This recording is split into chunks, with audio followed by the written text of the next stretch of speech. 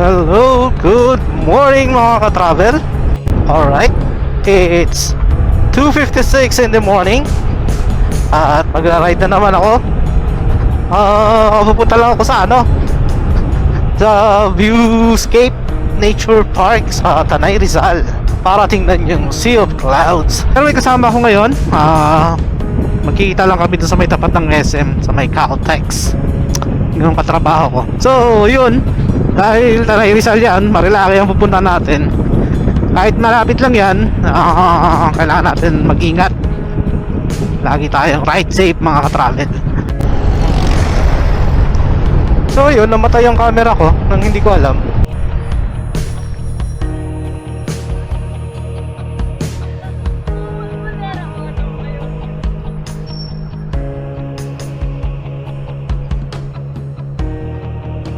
May pera? Dating walang.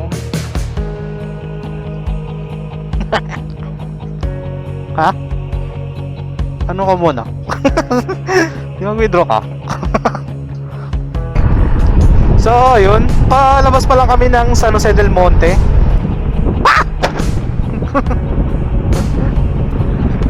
Nakita yun. Sorry, lagi ka na nakakaldag sa akin ngayon. Tapos ayan, ginagawa ng MRT dito sa amin, kaya traffic dito pag umaga, kaya ayoko na lumalabas ng Bulacan. Kaya be mindful kung pupunta kayo dito sa may San Jose del Monte or part ng Caloocan. Ginagawa yung MRT rito. 2 lanes ang sinakop nila para ayusin. So yan, 2 lanes yan. So 1 lane lang yung magiging daanan natin. Kaya kung pupunta kayo dito, pwede kayong mag-expressway na lang, Marilao, Santa Maria, exit. Medyo okay lang din doon, pero traffic din. Pero mas grabe kasi traffic dito ngayon, I'm telling you guys.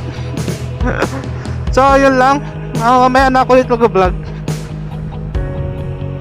Chinek ko lang kung matay ulit yung camera ko. Nakita ko nga yung culprit dahil nga doon sa voice command, namamatay siya. So in-off ko na ulit yung voice command. Siguro meron siyang nare-recognize na voice, nag-shutdown siya. So okay, see you later guys. Bye for now. So yan, papunta na kami ng C5. Sarado na kasi yung Tandansora doon, nakakaliwa ka pa C5. Kaya ang layo ng U-turn mo. Dito ka pa sa Techno Hub pag-U-turn. Diyos ko Lord. Ang hirap pala bumiyahe kapag matagal ka ng hindi lumalabas. Yung kalusada hindi mo na kabisado, men. Tapos yung mga lubak, yan, kasama mo na kawawa yung mags ko. Baka magpalit na ako nito ng RCB. Bakit kaya basa yung helmet? Wala pa. Makakabot na! So what is up? Nandito na tayo sa Marikina! Alright!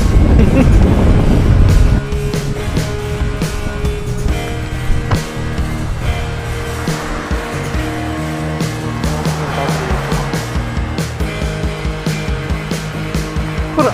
Hura!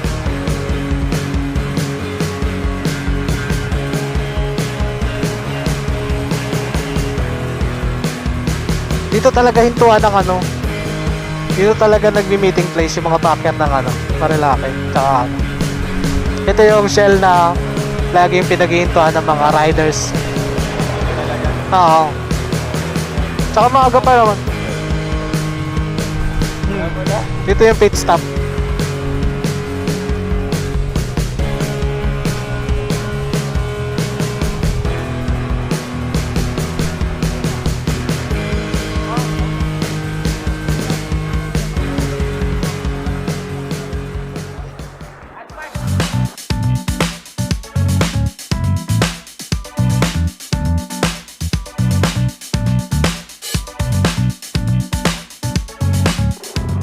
Okay, backpack na ulit kami. It's 4:50 in the morning and 6 o'clock ang bukas noon. Kaya ay chill ride lang. Let's go! Malapit na tayo mga ka-travel. Thank you sounds ka. para makapag-concentrate tayo sa daan. Nag-sound trip kasi ako habang gaga-rides. Pero pag ganitong ano na, may fog, diba? Saya dito. May clouds. Pero sana maingatin yung kasalubong ko, nakatulad ko. Ayan, first time kong pupunta pala sa isang park dito sa Marilake, ng mga camping area, camping site. First time ko lang pupunta. This is my first time. Kasi dahil nga sa sobrang stress, kailangan ko ng outlet at least weekend, ganyan, para nakapag reset ng body mo na ka sa nature naman, walang computers, wala mga problema. Mag-overnight talaga ako dito minsan. Rainbow 89. Ito na. May sawa road na tayo, may sawa.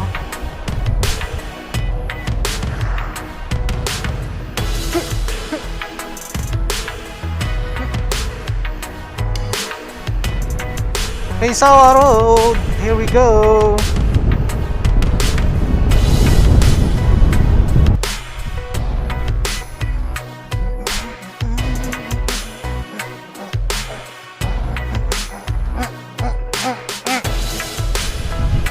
Woo, ganda.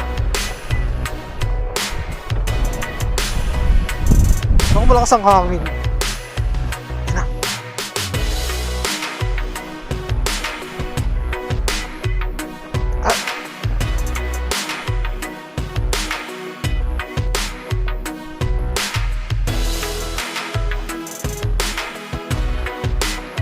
Ha? 3 bars? Ay, layan. Nakakapagano ka pa. Dun, sa ano? Kasi nasa ano to, ibaba. Wala, dito tayo magabayad sa ano. Hintayin natin yun. Pwede na. Sige.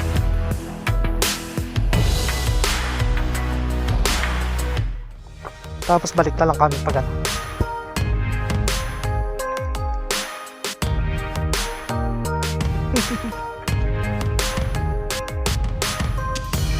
Para makita natin yung Sea of Clouds. Mahangin, di ba mag-stay? Sayang. Sige pa.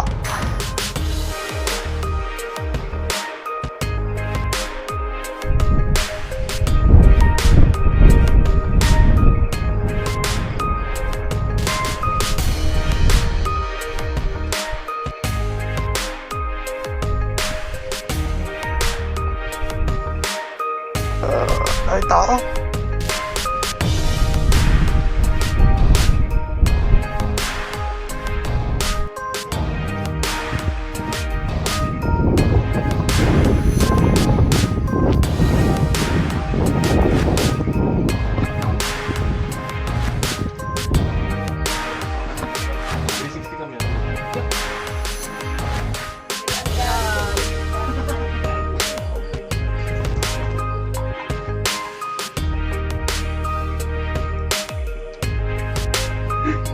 Basic kayo, ulan tayo na malakas. Hindi.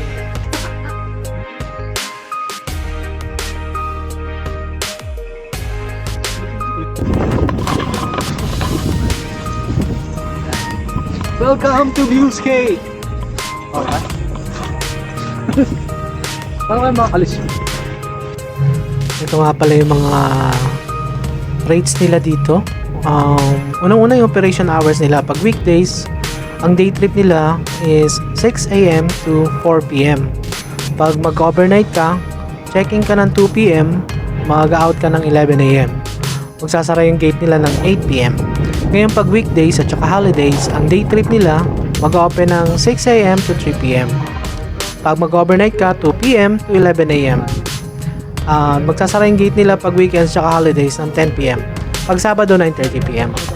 Ngayon, yung camping rates nila, ang entrance fee for day trip is 200 per head. Pag mag-overnight ka, 300 yan per head. Ngayon yung 5 years and below, free yung entrance. Ngayon kung gusto mo naman mag-rent ng tent, meron sila dito pinaparentahan na good for 2 person is 400. Pag good for 3 to 4 person, 600. Kung may sarili kang tent na dala na good for 3 person yung size, may bayad pa rin yun ng 250. Labas yun doon sa entrance ng camping rates. For example, mag-overnight ka 300 plus 250 ka doon sa tent pitching mo. Ngayon kung gusto mo ng airbed, meron din silang pinaparikilahan, 500 yung airbed. Pag banig, 300. Or folding table, 200. Pag long table, 300. Mga chairs nila is 100. Pag kailangan mo rin ng ihawan, meron silang pinaparikilahan dito, 250 kasama na yung uling. Meron din sila dito mga rooms. Ang rates nila is yung family room A nila, with toilet and bath na yun na sarili, good for 6 person, 4,000 yung halaga. Pag yung guest room B with sarili na ring toilet and bath, pero good for 2 person lang to, 2,500 pala.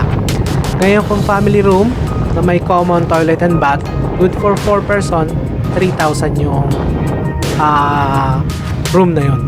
Pag single room with common toilet and bath, good for 2 person, 2,500 din. So mas maganda na yung guest room na with toilet, may sarili kang toilet and bath, 2,500 din. So dito kasama libre na yung parking space mo tsaka yung breakfast for 2.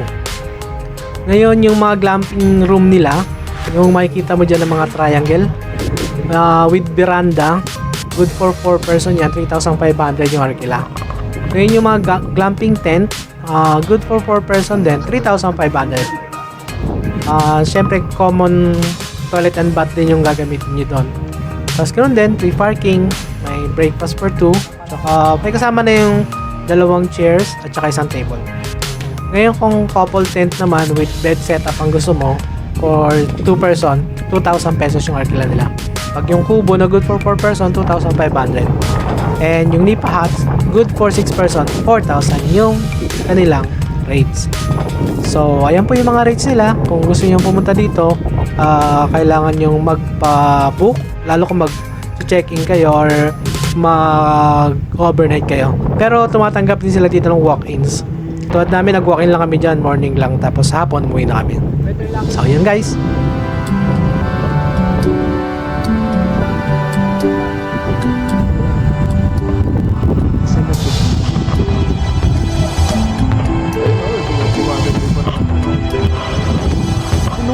Para magkakaroon ng tornado. COVID. May airport naman sila.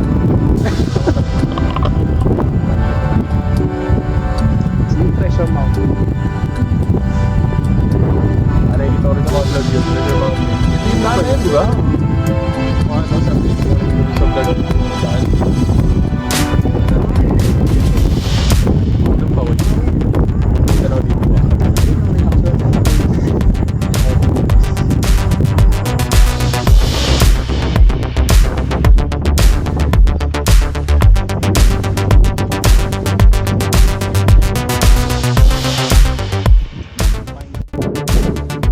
So yun, pauwi na kami guys. Thank you. At dito ko na po tatapusin yung vlog ko. At sana makapag-moto camping ako sa susunod. And always remember mga ka-travel, ride safe, stay safe, and may God always bless our travels. Bye-bye!